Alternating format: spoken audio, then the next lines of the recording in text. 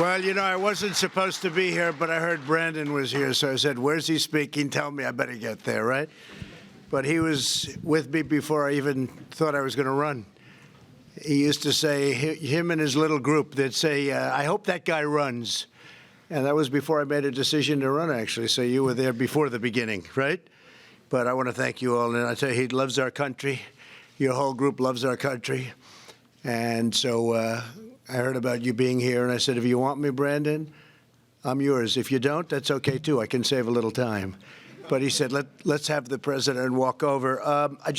Numbers just came out. 90% of Americans are satisfied with their personal life. I don't know how you define personal life, because that can be a very big divergence, very big definition. But it just came out in Gallup, I guess, the highest ever recorded. So 90% of Americans right now are satisfied, and that's by far the highest ever recorded. That tells you we're all doing something right. 63% of Americans are very satisfied with President Trump's handling of the economy. That's a very high number. That's the highest in over 20 years. Nearly 6 in 10 Americans say they're better off financially than they were a year ago. 74% say they will be better off in a year from now. That's tremendous optimism, which is a big thing. And 61% of the voters approve of Trump's handling of the coronavirus. And, you know, we did a very early move on that. I was criticized by a lot of people at the beginning because we were the first. We'd never done it before. We closed our borders to certain areas. It's never happened before where we did that. We never closed our borders, but we did it, and we actually did it early, and we took some criticism. Now everyone's saying we did a good job. And, Chad, you've done a fantastic job, and I appreciate it, you and your whole crew. 72% Republicans say that, and what do you have, a very small number of people in the country right now with it? It's like around 12. Many of them are getting better. Some are fully recovered already. So we're in very good shape. And I spoke with President Xi of China, and he's working very hard on this. It's a tremendous problem. But they're very capable, and they'll get to it. There's a theory that in April, when it gets warm, historically, that has been able to kill the virus, so we don't know yet. We're not sure yet, but that's around the corner. So that will be a great thing in China and other places. But we have very strong borders, and that's what we're here to talk to you about today. I thought I'd show this to you because right now we have 122 miles of wall that's been built. And I don't know if you can see this, but it's pretty impressive. These are different pictures, different shots of the wall. This is going up. We have in Arizona. This is in El Paso. We have New Mexico going up. This is the wall going up. They're working at night, as you can see. Either that or it's an extremely dark day. And that crew is, that's also in El Paso. So we're putting it up. The panel on top, just in case people want to know, because I would have loved it without the panel, but actually it's called an anti-climb panel. It makes it very tough to climb over the top.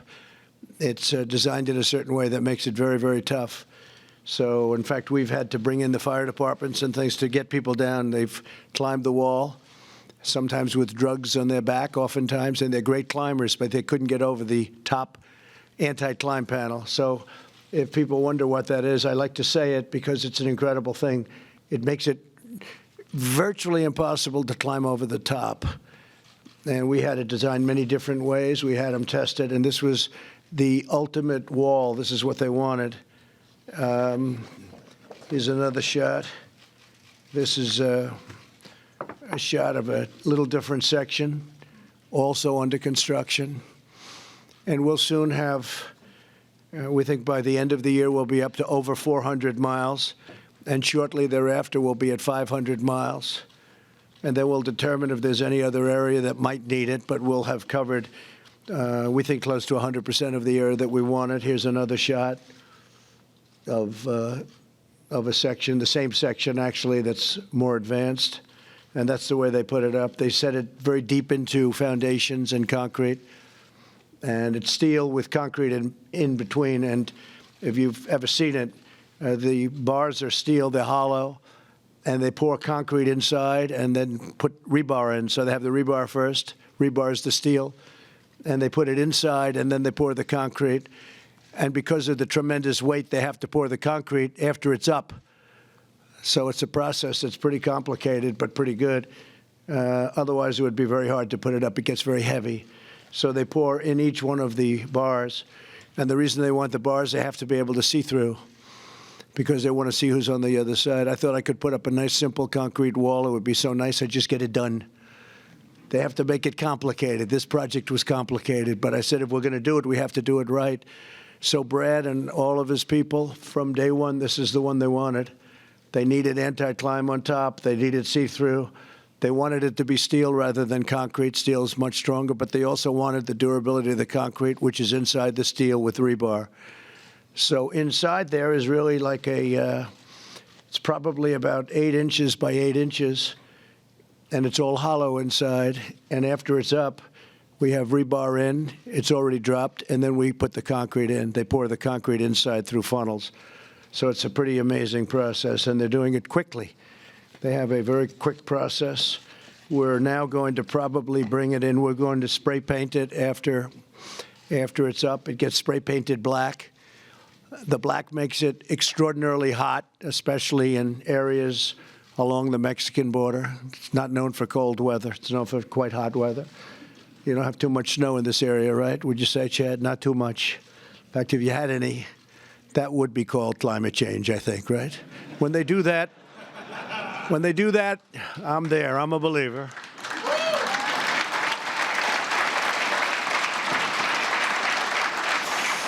But what you have is when that gets painted black, it becomes virtually untouchable during many parts of the season because of the sun hitting it. The black absorbs the heat. So not only would you have to be a good climber, but you're going to have to bring a hose with lots of water to water it down, and there aren't too many hoses in the area. There's not too much water in the area either. So it's an amazing process. This is a very tough area. This is an area that's this is in San Diego, and that's going up a very steep cliff where a lot of people come through, and they won't be coming through anymore. It's been almost 100% effective in the areas that it's been built. So we've built 122 miles, so we're able to see. And in all of those areas where the wall's been put up, it's virtually 100% effective. But don't worry, we won't take your jobs away. Okay, Brandon, we have, what it will do, it's going to be an additional tremendous safety valve.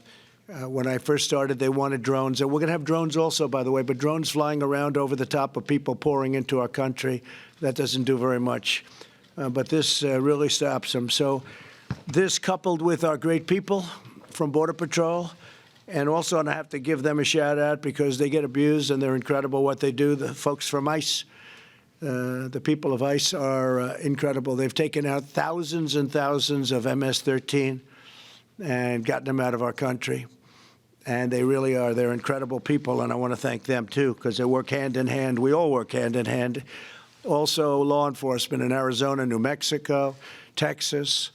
The law enforcement works with you guys so much, and it's incredible the relationship we've all developed. Sometimes they come into the office, and I bring them right into the Oval Office. Other presidents didn't do that. They didn't do that. Nobody saw the inside of the Oval Office. They never discussed the building of a wall and how to build it and what's the best way to get it up. And we want the A-plus job. That's what we got, the A++. It also has essentially a form of an alarm system on it that if somebody starts to cut it, we immediately find out who that is. They have sensitive areas on the wall, so if it's cut, we immediately know what's happening. We have cameras all over it, too, and we have drones. So if somebody tries to cut through, we can get there very, very quickly. And it's equipped with a lot of different contraptions, including cameras. But so we have cameras, we have drones, we have everything. This is going to be something. It's going to be really incredible. And again, where we have it built, it has been like day and night. It's day and night. Now they come, it's like water. They come to the areas where it hasn't been put up. So they come. But that's when you're talking about 122 miles already. So that would mean, let's say you hit the center. That means you're 60-60. It's a long way. But it's worked incredibly well. So, Brandon, I want to thank you. It's been so incredible. It's been so incredible having you as my friend and having you from the beginning. You knew it was the right thing. You said, this guy's actually going to build a wall. I always got a kick out of the fact, and this was tough. When you want to get hundreds of millions of dollars for a wall, and you have an opposition party that wants to have open borders, and they don't want to, and I got everything from them, in all fairness. The military, we rebuilt our military, we rebuilt everything. I was able to get much more money. Almost $2.5 trillion our military is rebuilt. The equipment is pouring in now, all rebuilt, planes and missiles and rockets and everything. But when you want to get money for a wall that most of the people in the Democrat Party wanted 5 years ago, they just didn't like it when I announced that we were going to build it. They were unable to get it built. They had the money, but they were unable to get it built because it takes talent to build things, and they don't have that talent. But we got it built. And I made your jobs a lot easier. Say thank you, Mr. President. Right?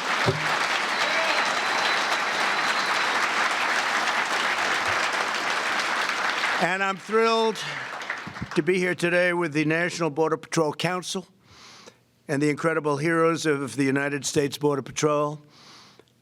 You safeguard our communities like nobody can imagine. Protect our families and defend this country, and the country that we love, you defend so beautifully. And you love this country. You're incredible patriots. It's a tough job, but most of you wouldn't trade that job for any other job. How about you? You want another job? No? Not interested, right? You love what you do, and it's tough, and it's dangerous, can be very dangerous, but you do a job like nobody can do. We also have to thank Mexico. We have 27,000 Mexican soldiers right now on our border, and the numbers have been fantastic, as Chad has either told you or will be telling you. 27,000, think of that, Mexican soldiers, and they're now guarding our border. So I want to thank the President of Mexico, who's doing a terrific job. Not an easy situation over there. As long as I'm President of the United States, you will always have a loyal champion in the Oval Office, because I am with you like no president has ever been with you. You know that.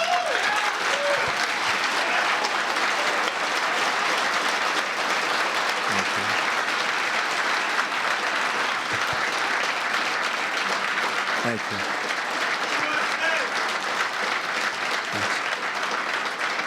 Just like I pledged as a candidate, I have made it my top priority to support our nation's rank-and-file border agents and, by the way, law enforcement, because law enforcement all over the country is doing an incredible job, and to ensure you have a direct line to the White House, and you have that.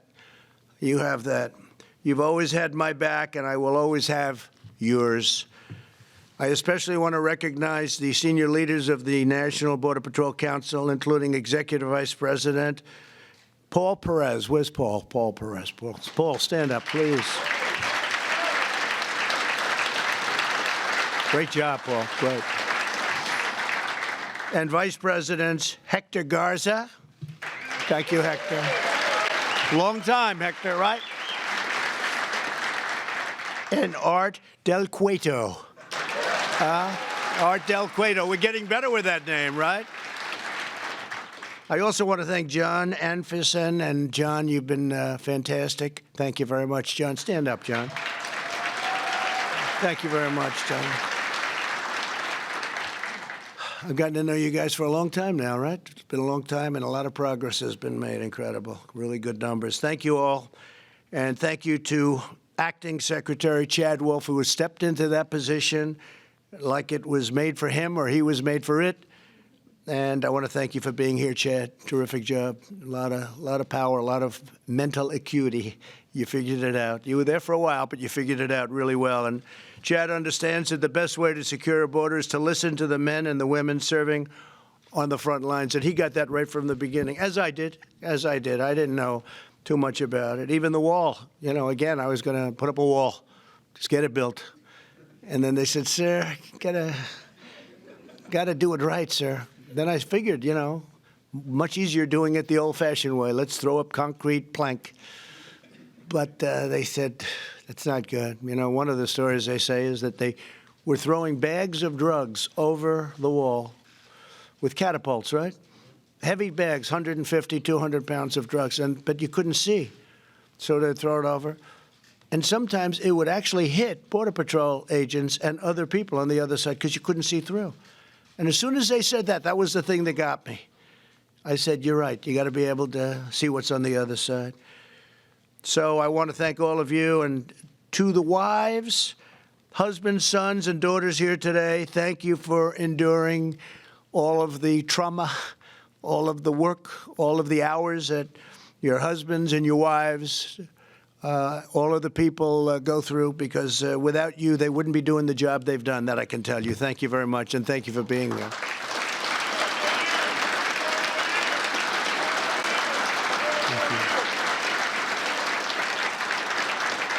And today, always, we especially want to honor the brave Border Patrol agents who laid down their lives in the line of duty. Here with us are several family members of fallen agents. Our nation is forever in your debt. We'll always remember the courage and the devotion of your loved ones, and that you've had for us and that you've had for your loved one. Please stand up. Please stand up, those people, because you have. Thank you. Thank you very much. Thank you very much.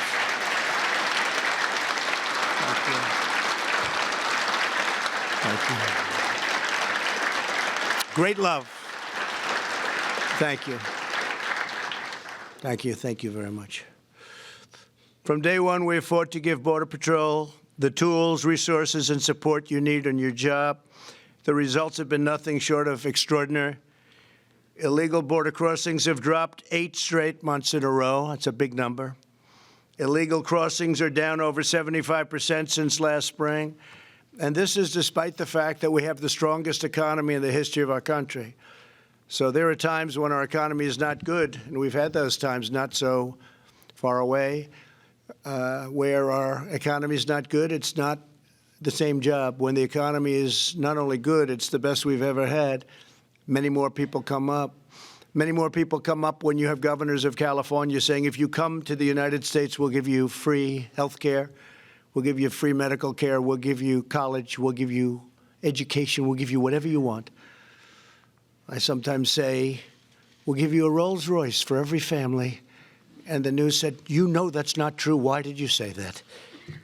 They don't understand it. They don't get, actually, they understand it better than we think.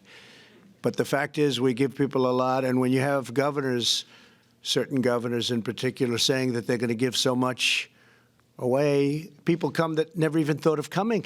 So it makes the job more difficult. But really, when you have this great economy, everybody wants it, and we can't let that happen because things will go. And by the way, we do want people coming into our country, but they have to come in legally, and they have to come in through merit. They have to be able to help us. They have to come in through merit. They have to come in legally. It's very important, right?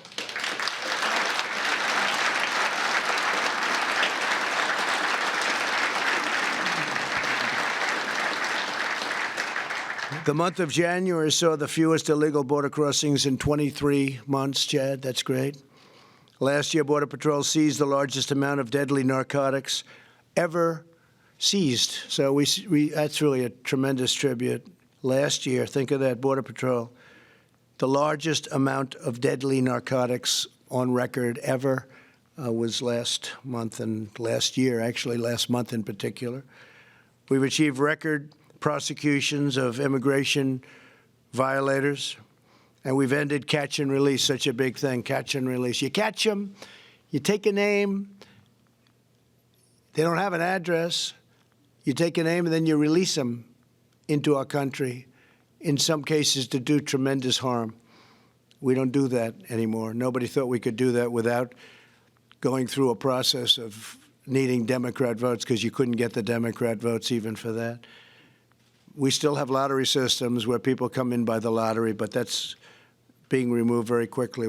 It's the craziest border system in terms of legal, not legal, craziest system anywhere in the world. The whole world laughs at us with our court systems. Everybody comes across, they touch our land, you have to go to court. You need Perry Mason. Other places, they say, you're on our land, I'm sorry, you can't come in. You can't come in. Us, we take them to court. We have judges all over the place. It is absolutely, and we could fix it so easily, but we have no support from Democrats, as you very well know, because they want open borders. They want literally millions of people to flow into our country. And of those millions of people, tremendous numbers of them are people you don't want in this country. You don't want in this country. And they don't want them in their countries, and that's why they come up, because the countries push them up. But not anymore. Guatemala, if you look, El Salvador, all of the different countries, Mexico, we're signing agreements. We've already signed agreements. Honduras, we've signed agreements. Safe Third, call it whatever you want, give it any name you want, but Safe Third, and we bring them back. You know, in the old days, I think we can say, Brandon, it wasn't so easy to bring them back. You couldn't bring them back. They wouldn't take them. We could catch a murderer from Honduras, Guatemala, El Salvador. We bring them back, and they say, don't land your plane. Your bus can't come in. Your van can't come in. We don't want them. We don't want them back. Now they take them back. Very openly and very nicely. Is that right? Would you say that's right? We couldn't bring them back. They wouldn't take them. They'd send them to us. They were vicious criminals in some cases. And when they brought them back under the past administration, they wouldn't take them. So we'd end up bringing them back. Now they take them back gladly. Someday we'll explain how that worked. We're removing illegal border crossers at a tremendous pace and making it clear that if you break our laws, you will be sent back home, and your home will accept you with open arms or open prisons or whatever it is they want to do with them. And we have to put some in jails. In some cases, they're so violent we have to. But generally speaking, we just don't want to have people in jails for 50, 60 years and the tremendous cost. So we generally try to get them home. In some cases, we really have to because of the level of severity, the level of criminality. We're building a border wall, and the wall is, as I said, going to be something very special, but that's only part of it. So while we work together to protect our country and save countless lives, unfortunately, the far left in our country wants to do things that are so bad for our country and so bad for security, so bad for households, for women. People say, do you think Trump will get the women vote? Remember last time? They said he'll never. I said, will any woman vote for Trump? Is there a woman in the whole country? And then I got a tremendous number of women. They said one of the reasons I won was women. Thank you very much, by the way, women. Because it's fake news. I say fake news, fake polls, whatever they can do. But we got a tremendous, remember they said the women have been unbelievable. By the way, Hispanic, unbelievable. African American, unbelievable.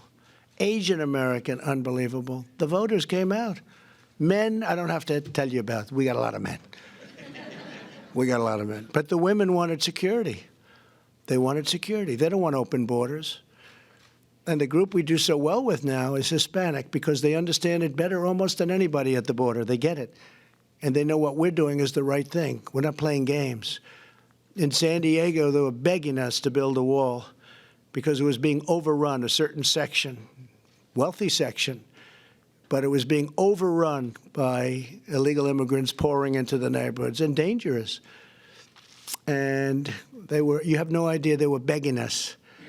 And I said, you know, we're going to do it now, but we probably shouldn't because if we don't, they're going to be promoting, let's go, we got to build the whole thing.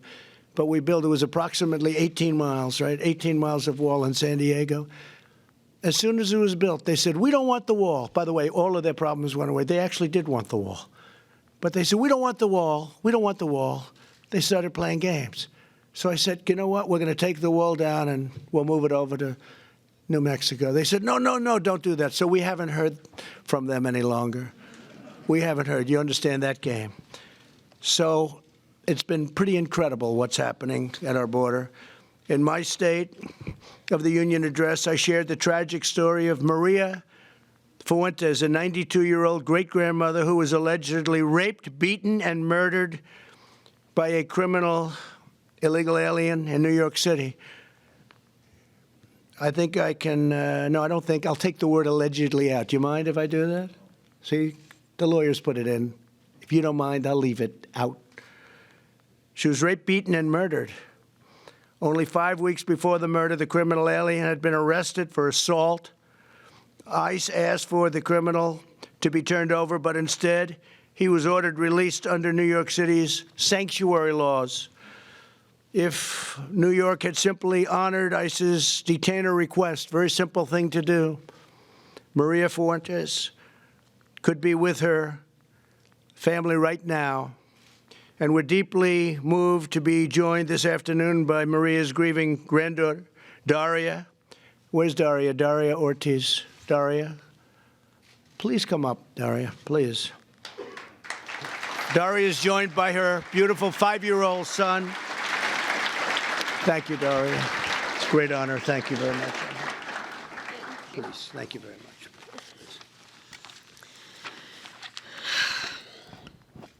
Hello, everyone. My name is Daria Ortiz. I'm the granddaughter of Maria Eusebia Fuentes, the 92-year-old woman who was raped and murdered in Queens. I'd like to take this moment to say my grandmother was very generous and educated. She was a woman who dedicated her time to taking care of others. Before coming to America, she worked as a secretary for the president in her native country, the Dominican Republic.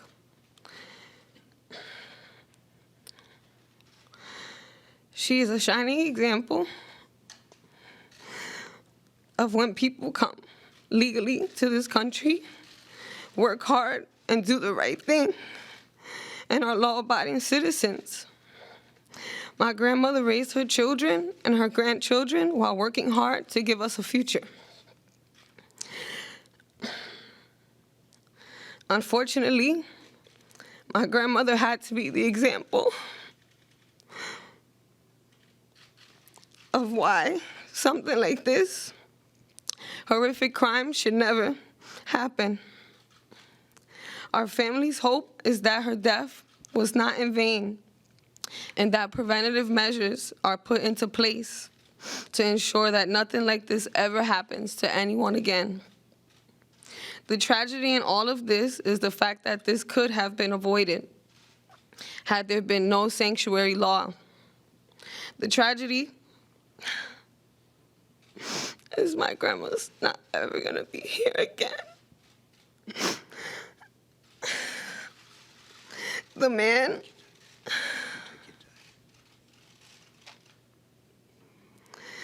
man that is responsible for this should have never had the opportunity to do this.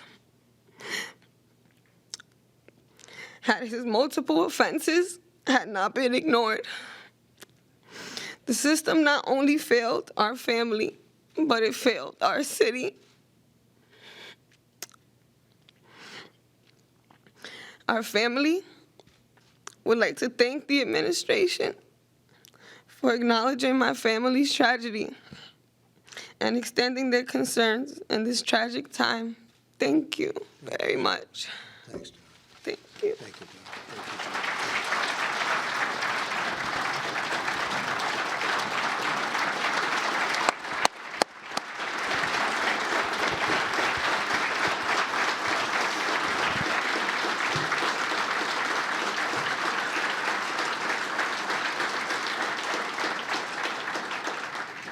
Thank you very much, Daria. So beautiful.